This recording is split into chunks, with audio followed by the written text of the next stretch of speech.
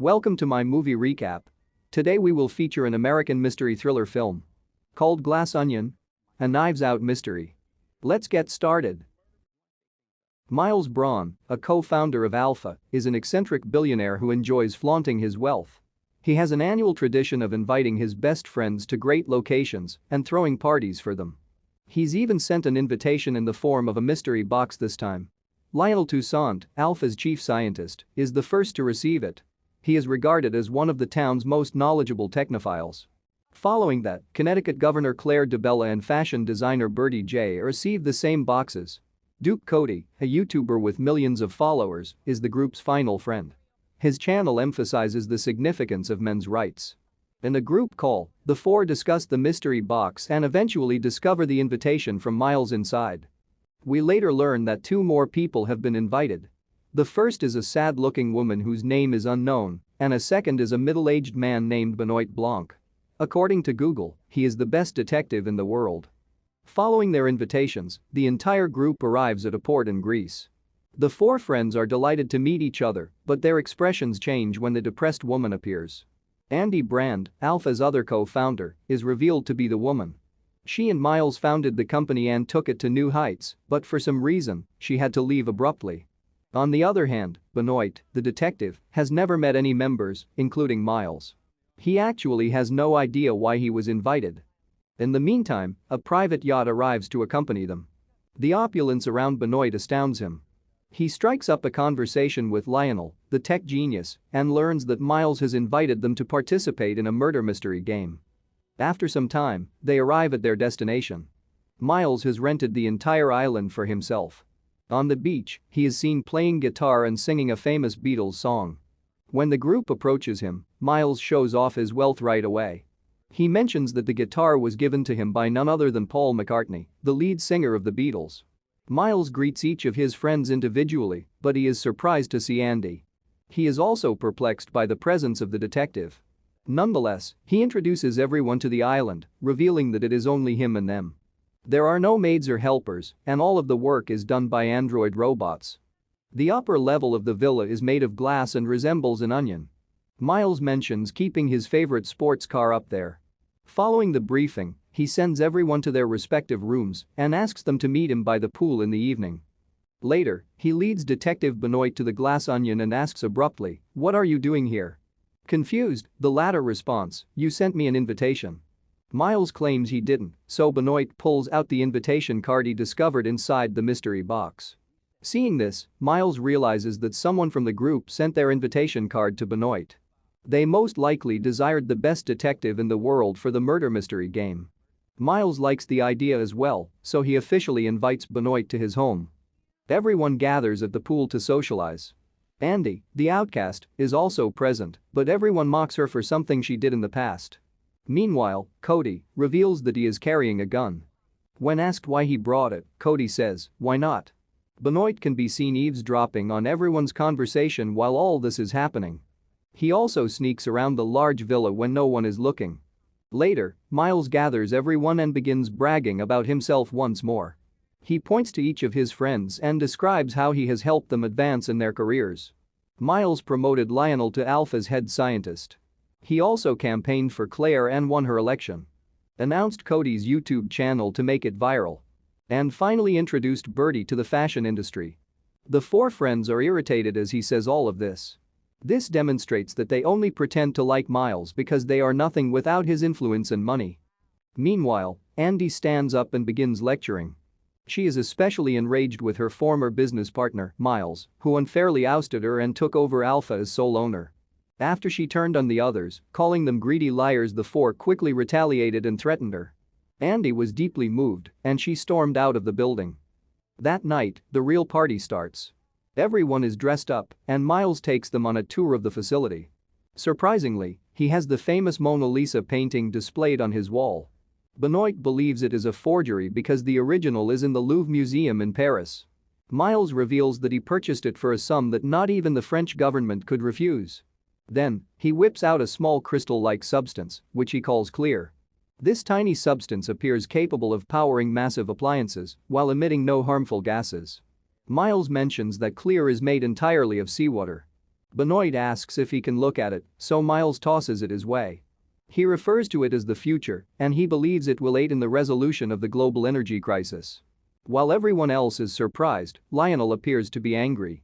He confronts Miles and requests more time to test the substance before it can be sold. To his surprise, the wealthy billionaire has already tried it. A single gram of clear powers the entire island. That's how strong it is. Lionel remains skeptical of the plan despite the revelation because he believes the crystal is hazardous and flammable. After a while, Miles begins his mystery murder game. Initially, he explains all of the rules, such as how someone will fictionally murder him and how there are clues scattered throughout the house.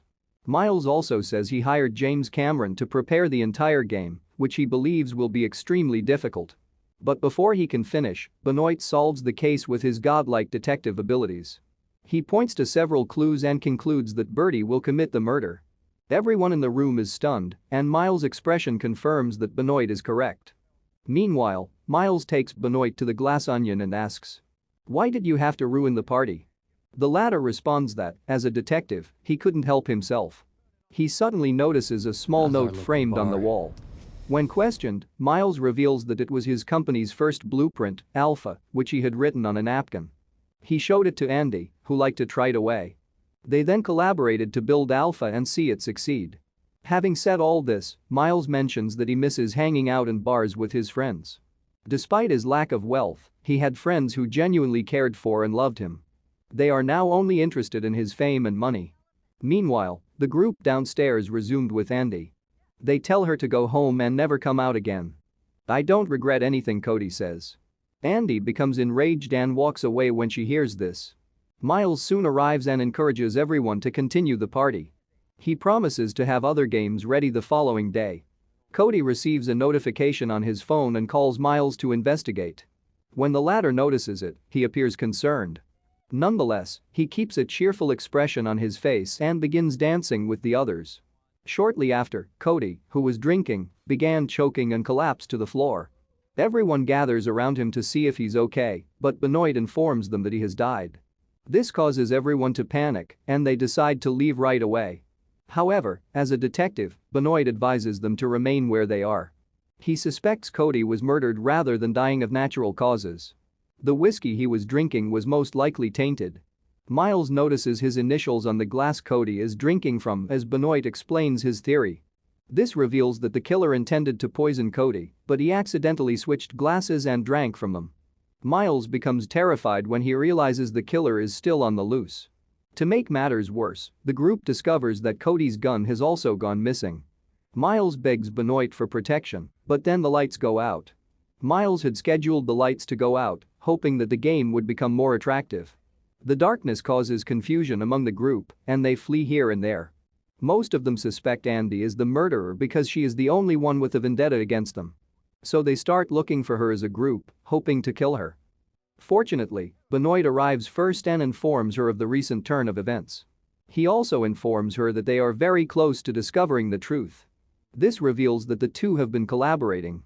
But before Andy can get to a safe place, someone fires from a nearby room. Benoit is rendered speechless, and she dies right in front of his eyes. Soon after, the others arrive and discover Andy's lifeless body. Following that, the film enters a flashback. Andy arrives at Benoit's house and hands him her invitation card. She is usually dressed, which is unusual for her. In a foreign accent, she introduces herself as Andy's sister Helena. She has traveled from Alabama to avenge her sister's death. Helena explains that Andy was discovered dead inside her garage 4 days ago. All signs pointed to her doing the unthinkable. On the other hand, Helena knows she was murdered because of her history with Miles and the others. She pulls out Andy's phone and displays the last email she sent before her death to prove her theory. She had included a photo of herself holding a red envelope with the message "I finally found it. I'm giving you all one last chance to confess." Andy had sent the email to Miles and the 4 friends, but has yet to receive a response. Helena searched the entire house after her sister died but couldn't find the envelope. This means that whatever was inside was extremely valuable, and someone had to kill her to take it away. Helena knows one of the 5 is responsible for the murder, but she can't say who. She has now come to Benoit for assistance. Andy had already received the invitation before her death, so she wants Miles to attend the private party in Greece and look for the murderer. After some thought, the latter asks Helena if the public knows about her sister's murder. Miles invites her to accompany him, disguised as Andy when she says no, because no one knows her true identity except the murderer. If she cooperates, it will be easier to find the culprit. Helena is initially skeptical, but when Benoit explains it is for her late sister, she agrees. The two meet at the seaside the next night before boarding a ship to Greece to plan their next move. Helen has had a complete makeover and now resembles her sister. She has also read Andy's journal to pick up on her mannerisms. Intrigued, Benoit asks Helen to read some of the journals, and the film moves back in time. It is revealed that Andy and the four were good friends a few years ago. They used to hang out at a bar and be content with insignificant things. Life was simple, but it was also tricky. Then, one day, Andy introduced them all to her friend Miles. He was a curious individual with many ideas and opinions. He gradually became close to everyone, and they welcomed him into their group. Andy had a brilliant idea one evening. It was about launching a tech company with the most advanced, yet least expensive, products. She even scribbled her concept on a napkin, which Miles immediately approved. The two then became partners and founded Alpha, which grew to become one of the world's largest technology corporations. But, like any other establishment, this one had its share of issues. Miles wanted to use a new element known as clear to power factories, but Andy was opposed. She even threatened to leave the company and take half of the stock if that was the only way to prevent him from investing in Clear. The case was quickly taken to court. Both sides made their statements, and it all came down to who owned Alpha. Andy, the rightful owner, said she came up with the idea first and even wrote it down on a napkin.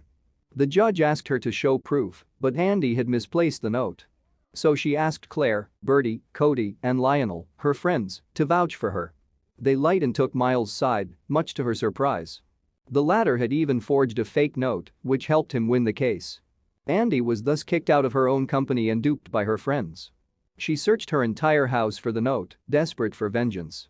She then placed it inside an envelope, took a picture, and sent it to her ex-friends. Following this, the film flashes forward to Helen and Benoit's arrival on the island. Claire and Cody were following Andy when she stormed off after an argument at the pool.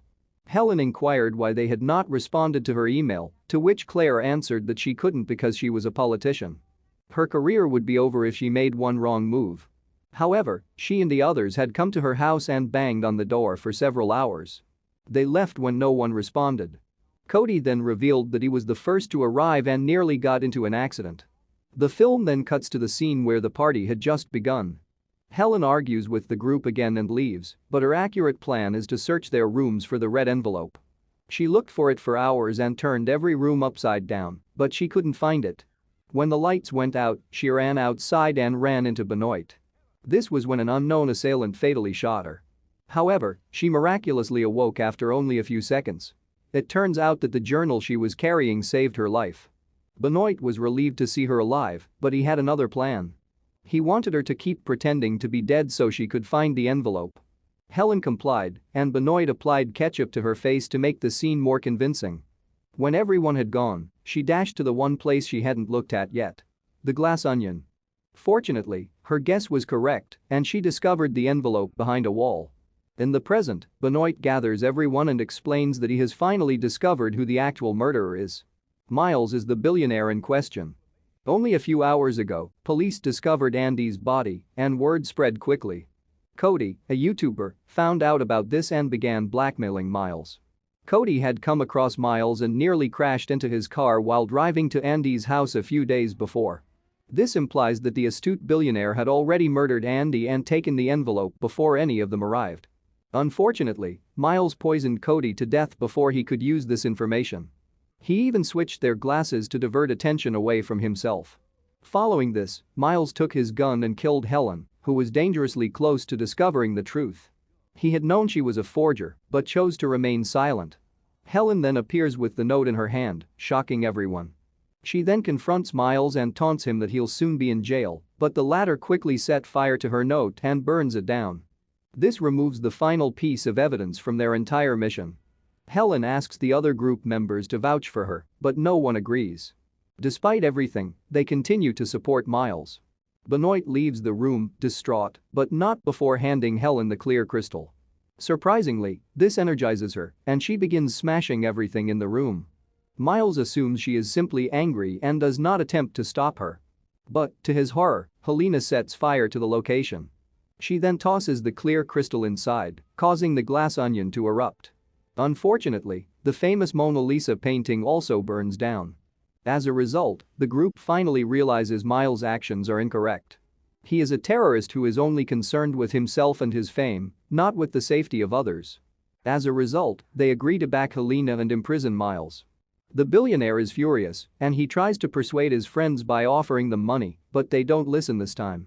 In the final scene, a triumphant Helena approaches Benoit and expresses her gratitude.